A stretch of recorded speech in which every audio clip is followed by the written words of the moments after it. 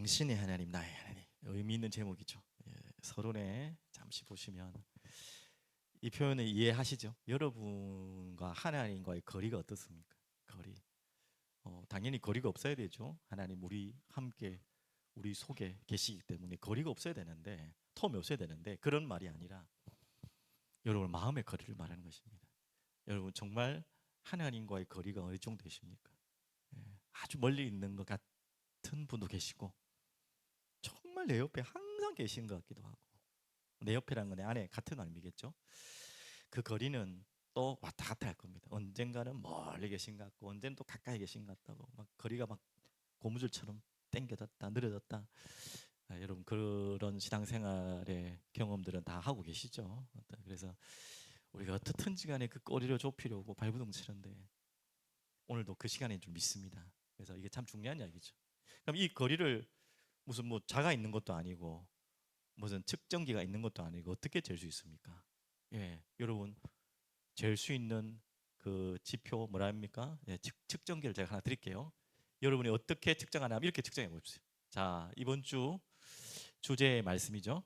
자, 한번 고백해 봅시다. 아버지 하나님 해봅시다. 아버지 하나님 어떠세요? 어색하세요? 뭐 멀리 있는 것 같고 아유 뭐 좀 닭살 같고 그러신 분들은 조금 지금 잠시 멀리 있는 거고요. 그 고백을 할 때 마음이 따뜻해지고, 그렇죠, 맞아요. 또 같은 고백이죠. 나의 주님, 나의 예수님. 어떻게 보면 이 고백이 여러분 고백을 드릴 때마다 여러분 마음에, 그게 꼭 정확하다고는 할 수 없겠지만 느껴지는 마음이 하나님과의 거리 아닐까요?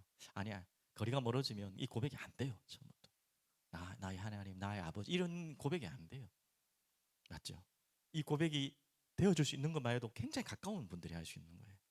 내 교회를 다니고 예배 생활 열심히 하고 있는 것 같아도 내 마음 속에 아버지 하나님이 이게 입술에서 마음에서 우러나오는 분이 있고 아주 그냥 이게 멀어지는 분이 있어요. 그래서 여러분 이 부분이 어떻게 보면 가장 또 중요한 하나의 측정기라고 할 수 있고, 또 뭐 알다시피 이 그런 반대로 이게 자꾸 멀어지면 어떻게 되냐? 여러분이 햇빛을 계속 안 보면 어떻게 되는지 아시잖아요. 뭐 비타민 D 문제도 있지만 여러 가지의 문제들이 부작용들이 많이 생깁니다. 건강의 육신적인 건강도 말할 필요 없고 마음의 건강도 굉장히 큰 문제가 와요. 그래서 햇빛과 자주 가까이 대도 너무 타면 안 되겠지만, 그래서 그렇게 되면 어두워지는 것처럼 마음이 굳어지고 거리가 멀어지면요 딱딱해지고 마음이, 그 결과의 하나의 부작용이 마음이 평안하지 않아요. 불안해지고, 또 당연히 육신적인 힘도 마찬가지겠지만 영적인 힘도 축축축축 처지죠. 예. 그러면서 이게 끝이 아니고 그것이 시작이 되어서 통로가 되어서 이 하나님과 멀어진다는 말은 또 부작용이 뭐냐면 자꾸 죄악이 들어오는 틈이 되는 거죠. 그러면서 양심이 점점점 굳어지고요. 이게 죄인지도 모르고 죄를 처음에는 범하며 아이고 내가 왜 이럴까 이러는데 하나님과 어느 정도 가까운 분이, 나도 모르게 점점 멀어져 있는 분들은 죄를 짓고도 이게 죄인지도 모르고 에이 괜찮지 하면서 자꾸 양심이 굳어지, 예민해지지 않아요. 다른 것에는 예민 안 해도 되는데 죄에 대해서는 예민하셔야 됩니다. 맞죠? 이게 나를 힘들게 하는 게 아니에요. 나를 살리는 길입니다. 그게 내 감각이 영적 감각이에요. 그러면서 당연히 하나님과 멀어지면 내가 다른 것에 종이 될 수밖에 없죠. 자꾸 다른 것에 매여요. 묶이고 매이고 당연한 것이죠. 그래서 오늘 여러분 한번 나중에 또 기도하시면서 말씀 들으면서 나와 하나님의 거리가 지금 어떤 거리인가 곰곰이 한번 생각해 보시고, 또 하나님께 무슨 기도를 해야 될지 고백하는 시간 되면 좋겠습니다. 찬양의 내용들도 다 그런 내용으로 같이 좀 찬양을 드렸죠. 또 끝나고 또 찬양 드리겠지만, 자 그래서 오늘 다시 한번 어, 나의 하나님이십니까? 너의 하나님입니까? 나의 하나님이십니까? 당신의 하나님이십니까? 우리가 하나님과 가까워질 때는 나의 하나님이 되는데 어느 날 나도 모를 때는 나의 하나님이라는 고백보다는 저 사람이 하나님 맞는 것 같은데, 저분의 하나님 같은데, 저분은 예수님 믿고 저분은 신앙생활 잘하는데 나는 왜 이래 되잖아요. 나의 하나님이 아니고 당신의 하나님이 되는 것이죠. 맞죠? 이게 또 거리가 멀어진 하나의 중요한 요소입니다. 오늘 본문은 어제가 아니고 저번 주의 본문하고 연결되는, 전반전이 저번 주라면 오늘 후반전 그 이후의 이야기들이 나옵니다. 참고로 잊어버렸을 것 같아서 뭐 방금 막 길게 읽었을 때는 집중이 잘 안 되시잖아요.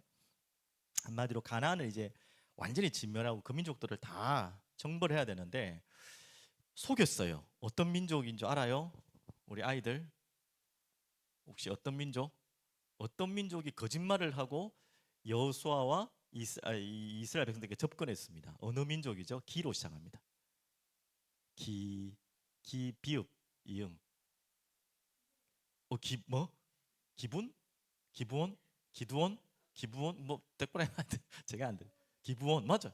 역시 우리 준이. 기부원 민족이 어떻게 했나? 가까이 있는 가나안 민족인데 결국은 다 진멸당해야 될 민족인데 거짓말을 했죠. 어떻게 해요? 신발도 다 헤어져 가지고 엄청 멀리 온 것처럼 그 양식도 막 곰팡이 펴가지고 어떻게 미리 제조를 해가지고 그걸 담아가지고 와서 우리 저기 멀리 있는 사람인데 여호와의 이름의 소식을 듣고 와서 이렇게 당신들의 종이 되려고 합니다. 당신들과 함께 있기를 원합니다. 이렇게 거짓말을 했죠.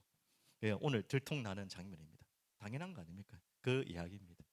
거기에 대해서 오늘 하나하나 어, 진행된 이야기인데 저번 주에도 말씀드렸지만 이걸 하얀 거짓말이라 그래요. 당연히 거짓말은 안 되죠. 그래서 그 거짓말에 대한 공의에 대한 심판이 오늘 또 나와요. 거짓말 잘했다는 게 아니에요. 하지만 그 중심과 그 마음을 하나님 보셔서 이것이 어떻게 보면 어마어마한 결국 하나님 은혜와 긍휼로 이끌어지는 오늘 내용입니다. 맞죠? 그래서 그 부분을 한번 먼저 볼게요. 자, 이 좀 아까 전에 제가 서론에 했던 내용과 좀 다른 당신의 하나님입니다. 지금 이 기본 민족들이 왜 이스라엘 백성들에게 거짓말까지 해가면서 그런 짜고 치는 완전히 그냥 뭡니까? 완전 범죄를 해가지고 이스라엘과 여호수아를 속였습니까? 자, 이유가 있어요. 바로 저게 부러웠던 거예요. 당신의 하나님, 당신의 하나님. 자, 볼게요. 기본 주민들 9장이죠. 9절 한번 보겠습니다. 저번 주 읽었던 본문인데 왜 거짓말을 하고 그렇게 속여서 이렇게 왔냐? 자, 9절 보십시오. 그들이 여호수아에게 대답하되 종들은 당신의 하나님 여호와 이름으로 말미암아 이렇게 왔다는 거죠. 당신의 하나님. 그 이름을 말미암아 심히 먼 나라에서 왔으니 이 거짓말이죠. 이는 우리가 그의 소문과 그가 애굽에서 행하신 모든 일을 뭐 했다고요? 들으며. 참 감사하죠. 기본 주민들이요. 뭘 했다고요? 예, 들으며 분명히 들었어요. 자, 그러면서 24절로 한번 보겠습니다. 오늘 또 이제 24절에 그들의 고백을 지금 봅니다. 그들이 여호수아에게 대답하여 이르되, 자, 여호수아가 무슨 말 했는지 알죠? 너희들이 이렇게 거짓말하고 했으니까 너희들 저주를 받아야 된다. 그리고 종이 돼야 된다라는 고백에 24절 하나도 거기에 대해서 불만을 갖거나 서운해하는 마음이 하나도 없어. 아니 너무한 거 아닙니까? 아니 뭘 이런 게 다 있습니까? 이게 무슨 화천입니까? 근데 처음부터 이들이 종이 되겠다고 했어요. 그런 마음으로 온 거예요. 자기도 한번 뭐 한 자리 차지하려고 뭔가 뭐 내 지분 하나 챙기려고 온 게 아니라 진짜 순수하게 완전히 종이라도 되니까 살려만 주십시오 이런 마음으로 왔거든요. 24절 그 여호수아의 말에 하나도 서운하지 않고 이렇게 말합니다. 그들이 여호수아에게 대답하이르되 나왔죠. 당신의 하나님 여호와께서 그의 종 모세에게 명령하사 이 땅을 다 당신들에게 주고 이 땅의 모든 주민을 당신들 앞에서 멸하라 하신 것이 당신의 종들에게 분명히 들림으로 이것도 나왔죠. 들려왔다는 거예요. 당신들로 말미암아 우리의 목숨 잃을까 심히 두려워 이같이 하였나이다. 뭐 거짓말은 잘못했지만 그 이유와 그 동기는 굉장히 참 깨끗한 거였죠, 맞죠? 그래서 여기 계속 나온 게 뭡니까? 당신의 하나님. 얼마나 부러웠다면 당신의 하나님의 그 이름을 듣고 내가 왔습니다. 이 말이에요. 이들이 믿은 것은요 듣기만 했는데 그때 누구 라합처럼 지에 또 라합 나오겠지만 듣기만 했는데 지금 이스라엘 백성들은 자신의 하나님이잖아요. 나의 하나님이잖아요. 우리의 하나님이잖아요. 그런데도 지금은 뭐 잘 가고 있지만 뒤에 이들이 어떻게 바뀐지 알잖아요. 그 나의 하나님이 남의 하나님처럼 돼버릴 때가 얼마나 많습니까? 지금 특별히 이제 민수기를 읽고 있는데 얼마나 이 이스라엘 백성들이 자신의 하나님을 남의 하나님처럼 불평하고 불명하고 할 때가 너무 많습니까? 참 너무 은혜죠. 그렇게 하나님의 음성을 듣고 있는데도 안 들리는 자들이 있고 이들은 알다시피 소문을 듣고 멀리서 들었는데 분명히 듣고 그 하나님을 당신의 하나님을 위해서 따라서 온 거예요. 맞죠? 살기 위해서 왔다고 할 수는 없어요. 그 정도의 이 기본 민족들이 아니에요. 그 정도의 민족이 아니에요. 자, 조금만 더 참고하면 10장 2절 다음에 볼 이야기지만 기브온 민족이요 만만한 민족이 아닙니다. 10장 2절 보십시오. 크게 두려워하신 이는 기브온은 왕도와 같은 큰 성이요 했죠. 아이보다 크고 사람들은 다 강함이라. 나약해서 비실비실해가지고 싸워봐야 안 될 것 같으니까 그냥 아이고 그냥 한 게 아니었어. 아이보다 더 큰 성이었어. 더 강한 사람들이었어. 아이 그 조그만 성도 끝까지 대적을 했는데, 그러니까 이들이 그냥 약했다는 게 아니라 그냥 용기가 없었다는 게 아니라 하나님 은혜 받은 사람이죠. 정말 하나님을 두려워했던 사람이고 정말 그 모세와 함께했던 그 하나님, 지금 여호수아와 함께했던 그 하나님이 너무나 부러운 거예요. 당신의 하나님 이름으로 당신의 하나님 그분을 내가 알기를 원해서 어떻게 보면 그런 마음이죠. 그래서 나옵니다. 당신의 하나님 여호와께서 이 땅을 당신대로 주고 당신들 앞에 멸하겠다. 자, 이 비슷한 인물이 여러분 알고 있는 이미 지나갔던 본문이었지만 라합이 똑같은 고백을 하게 되죠. 다 이방인들의 특징은 그냥 소문만 들었던 사람들이에요. 항상 여호와와 동행했던 자들이 아니라 어디서 소문만 들었는데도 그게 완전히 은혜 받는 사람. 그래서 2장 10절 12절 앞에 봐도 되겠지만 제가 미리 찾아놨습니다. 한번 볼게요. 다 함께 라합의 고백입니다. 한번 보겠습니다. 이는 너희가 애굽에서 나올 때 여호와께서 너희 앞에서 홍해 물을 마르게 하신 일과 너희가 요단 저쪽에 있는 아모리 사람의 두 왕 시온과 옥에게 행한 일 곧 그들을 전멸시킨 일을 우리가 들었습니다. 그러면서 이 듣고 나서 어떻게 고백했죠? 이 듣고 많은 백성들은 대부분 어떻게 했습니까? 연합 전선을 일으키죠. 그리고 어떻게 합니까? 대적하죠. 저번 주 본문이 그거잖아요.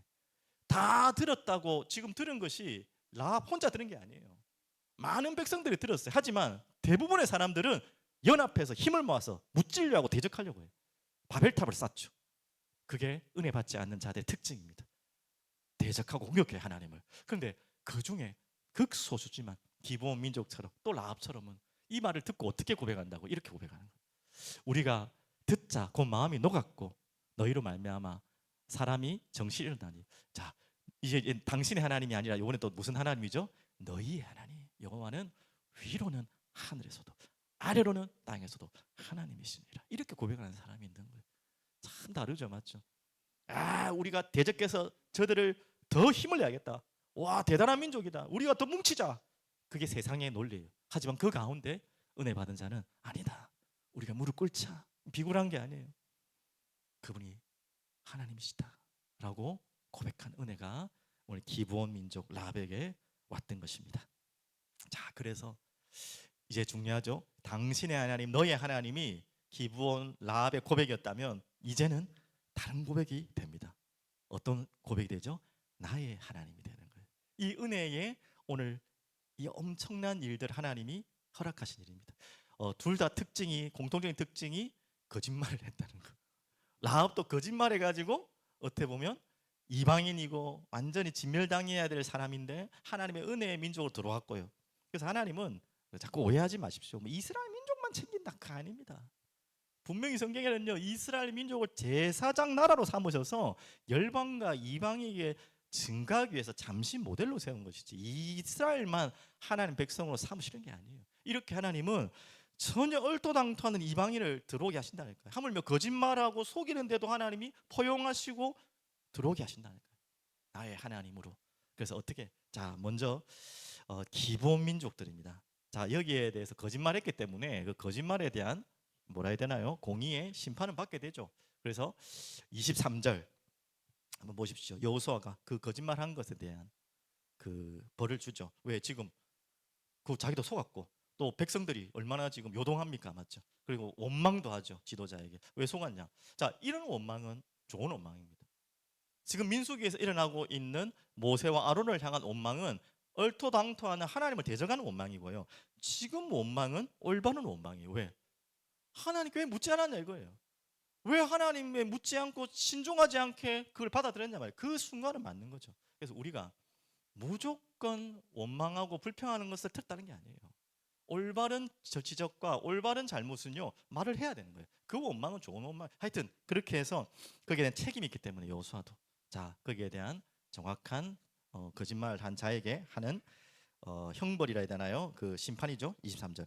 그러나 너희가 저주를 받나니 너희가 대를 이어 종이 되어 내 하나님의 집을 위하여 나무를 패며 물을 깃는 자가 되리라 하니. 자, 이런 어떻게 종이 되어서 뭐 한다고요?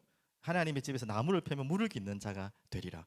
어이구, 좀 잘 좀 해주지. 아무리 그래도 너무 야박하다. 야박할 것 같죠? 아니에요. 한번 좀만 천천히 더 들어보십시오. 그러면 27절에 이렇게 나오죠.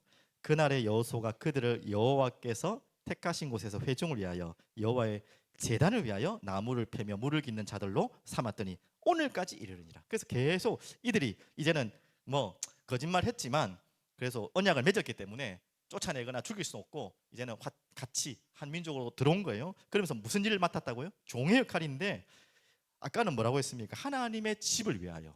방금 27절에는 무엇을 위하여? 여호와의 제단을 위하여. 뭐 한다고요? 나무를 패며 물을 깃는 자들. 자, 이 역할을 한 것입니다. 종이 됐고 저주받은 것 같은데 알고 보면요, 완전 긍휼과 은혜예요.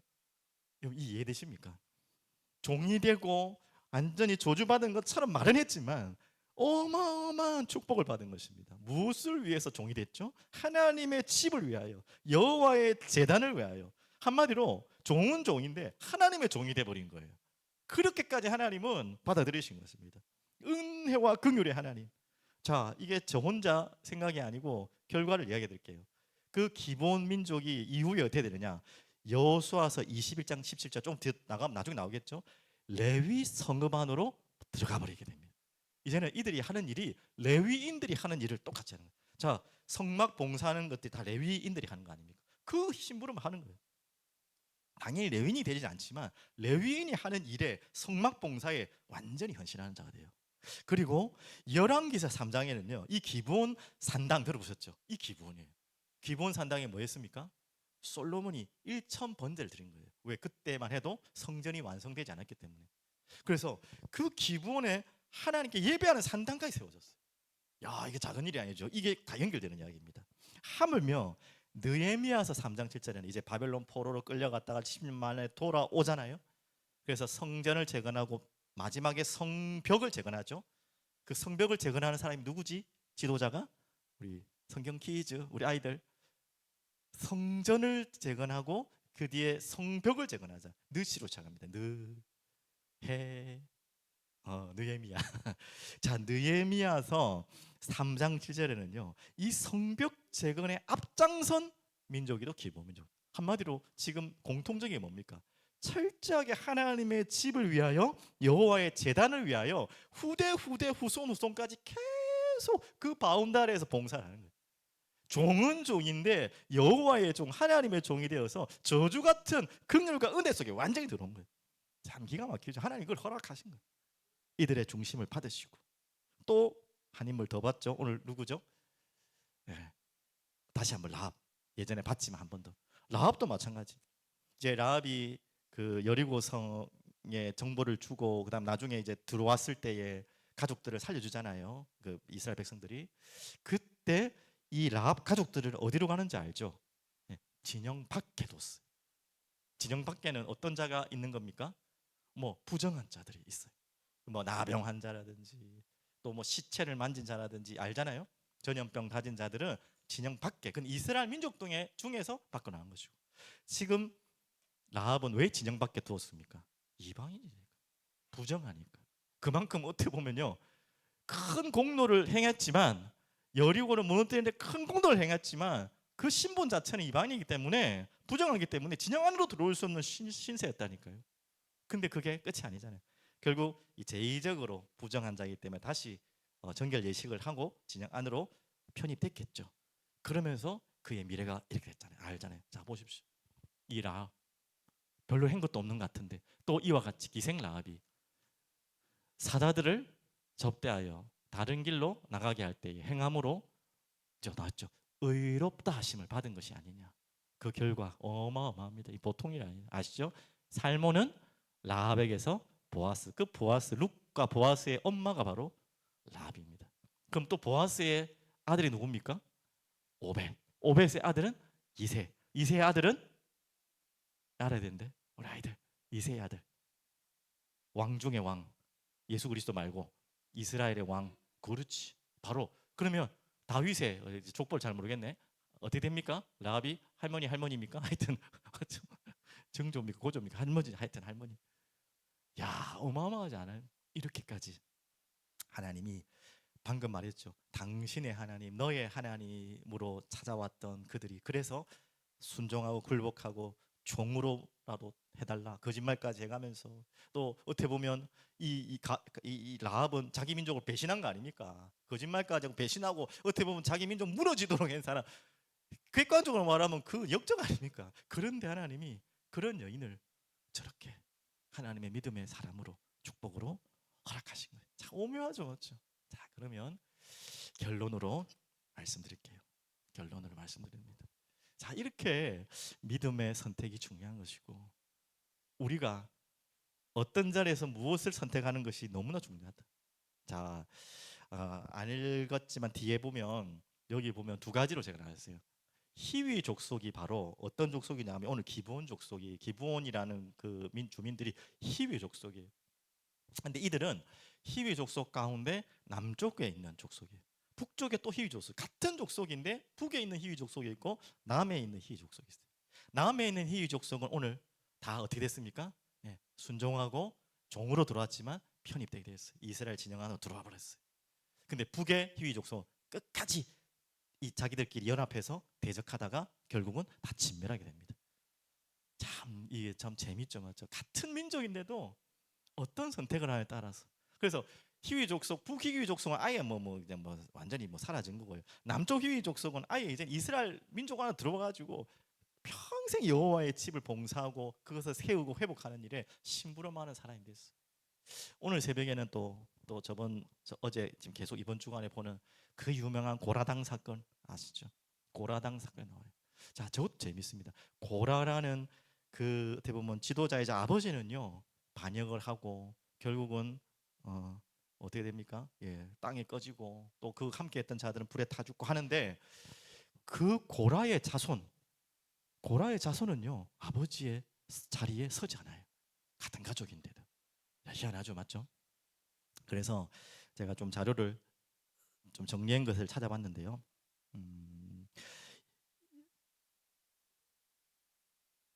그 고라는 죽었지만 신약에서 유다서 전하는 넘어가고요.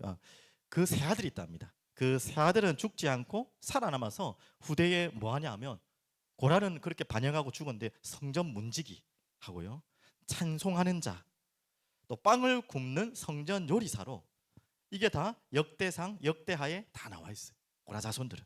그래서 하나님을 섬기고 여러분 시편 읽어보면 고라 자손의 시들이 많죠. 굉장히 좋은 시들. 와, 다윗의 시와 너무 비슷하다 하는 고라 자손의 시들이 시편에 많이 있습니다.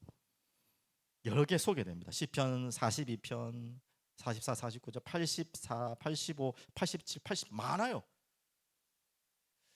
이렇게 고라 자손들은요 하나님의 또 영광을 드리는 찬송가 예배드리고 성전의 요리사로 성전의 문지기로 가장 중요하게 쓰임 받습니다. 참 이게 우리에게 많은 이야기를 하죠.